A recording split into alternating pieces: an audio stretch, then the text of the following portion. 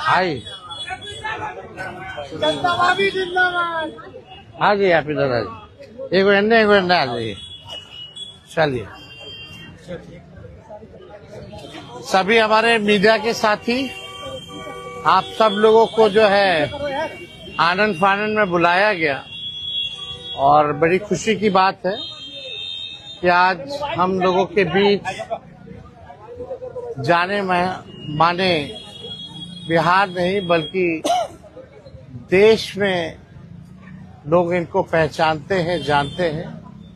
बड़े कलाकार हैं और बड़े कलाकार होने के साथ साथ एक बड़े अच्छे इंसान हैं और समाज सेवी भी हैं।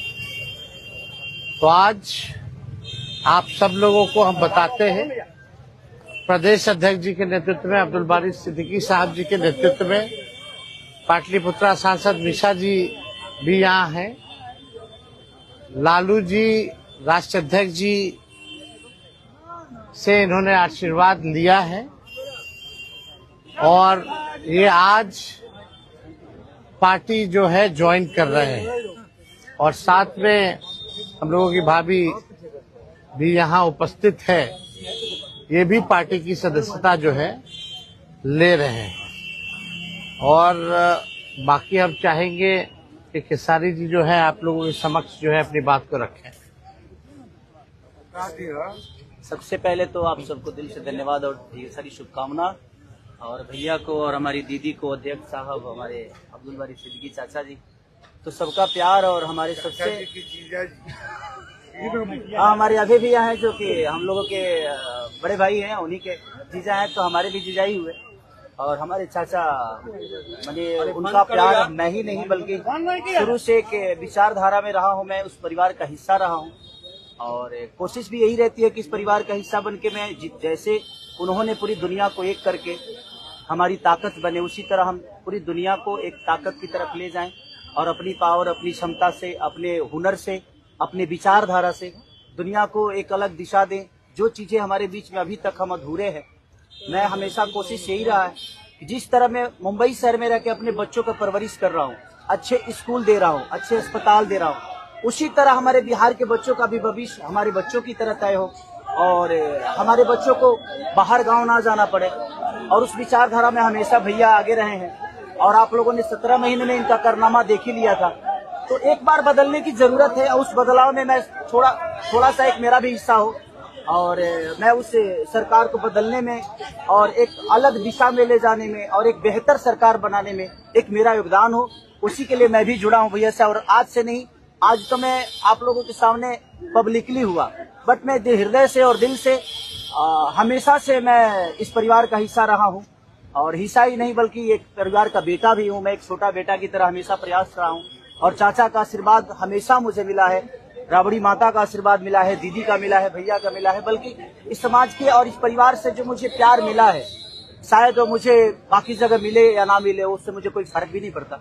बट मैं हमेशा प्रयास करता हूँ कि एक बेहतर दिशा में जो चीजें चल रही है, आज आप सब लोग बदलाव चाहते हैं, मैं ही नहीं, मुझे लगता है कि पूरा बिहार बदलाव चाहता है और उस बदलाव में एक मेरा भी योगदान हो, इसीलिए इस बदलाव के साथ मैं भी जुड़ना है। देखिए एक मिनट, जैसा इन्होंने कहा कि कोई एमएलए मुख्यमंत्री और सरकार बनाने की बात नहीं है बल्कि हम लोगों को बिहार बनाने का काम करना है और हम लोग नए सोच के हैं, नया बिहार बनाना है। पढ़ाई, दवाई, कमाई, सिंचाई, सुनवाई और कार्रवाई वाली सरकार हो। एक ऐसा बिहार बनाए जो पलायन मुक्त हो, बेरोजगारी जो है जड़ से समाप्त हो, महंगाई गरीबी खत्म हो, कारखाने लगे, निवेश आए, उद्योग आए, शिक्षा चिकित्सा व्यवस्था जो है बेहतर हो। और मुझे बड़ी खुशी है कि हम सब लोग नौजवान मिलकर के, आप ये भी जानते होंगे, हम भी, हमारी तो लड़ाई रही है कि भाई बेरोजगारी को जड़ से समाप्त किया जाए। 17 महीने 5 लाख नौकरी दिया गया, 3.5 लाख नौकरी प्रक्रियाधीन कराया गया, 4.5 लाख नियोजित शिक्षकों को राजकीय कर्मी का दर्जा दिया गया।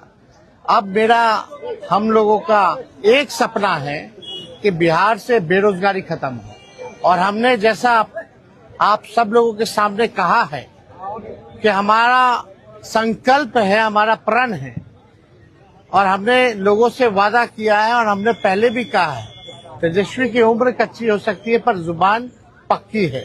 जो कहा है वो किया है, जो कह रहे हैं वो करेंगे और हम सब लोग मिलकर के नया सरकार तो बनाएंगे ही बनाएंगे।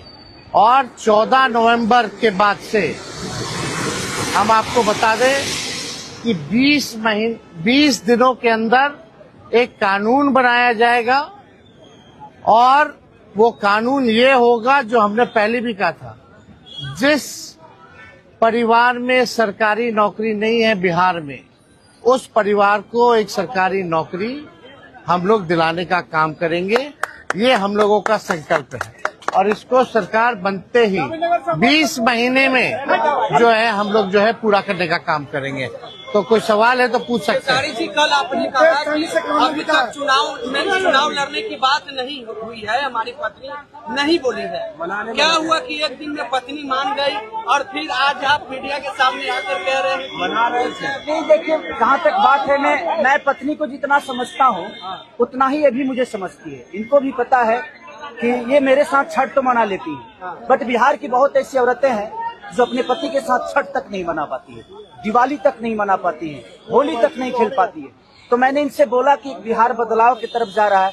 हम चाहते हैं कि हमारे यहाँ के माता बहन बेटी 24 घंटा अपने पति की सेवा करे और 24 घंटा अपने परिवार के साथ वो पति रहे, वो इंसान रहे। तो ये तभी संभव है जब हमारे यहाँ रोजगार होगा। तो उस बेरोजगारी को खत्म करने के लिए मैं आपको आगे करना चाहता हूँ। तब इन्होंने उस बात को समझा और उसके बाद हम लोग आए हैं और प्रयास है कि हर वो महिला, हर वो बेटी, हर वो बहन, हर वो भाई, हर वो बेटा अपने पिता के साथ रहे, हर वो बहन अपने पति के साथ रहे, हर वो भाभी अपने भाई के साथ रहे। तो मेरी ये प्रयास है कि आजीवन जिस तरह बाकी शहरों में लोग अपने पति पत्नी के साथ, अपने परिवार के साथ, अपने माँ बाप के साथ रह के और खुशियों के त्योहार में रहते हैं, उसी तरह हमारा बिहार भी कोई जाए ना, गुजरात के लोग यहाँ आकर काम करे, कलकत्ता के लोग यहाँ आकर काम करे, दिल्ली के लोग यहाँ आकर रोजगार करे। हम यही चाहते हैं और इस संवाद के साथ आप सबको भेज। चुनाव आप लड़िएगा या पत्नी लड़ेगी? चुनाव आप लड़िएगा या पत्नी लड़ेंगी आपकी? ये लड़े चाहे मैं लड़े, अर्धांगिनी है ना, एक ही बात है। देखिए, जीवन में पति पत्नी का जो प्रेम होता है ना, वो दुनिया में उससे बड़ा प्रेम नहीं है। माँ बाप के बाद अगर कोई संभालता है किसी बच्चे को, वो आपकी अर्धांगिनी ही होती है। तो मैं लड़ूं या ये लड़े, बात एक ही है। आरजेडी आपने क्यों चुना? आरजेडी बता तो दिए सर, एक ही चीज में जहाँ बदलाव होता है वहीं मैं रुकता हूँ, वहीं रहता हूँ। आप शहर में हर जिला में जाऊंगा मैं। आप हर जिला में चलिए, सदस्यता जो है ज्वाइन करा, चलिए आइए।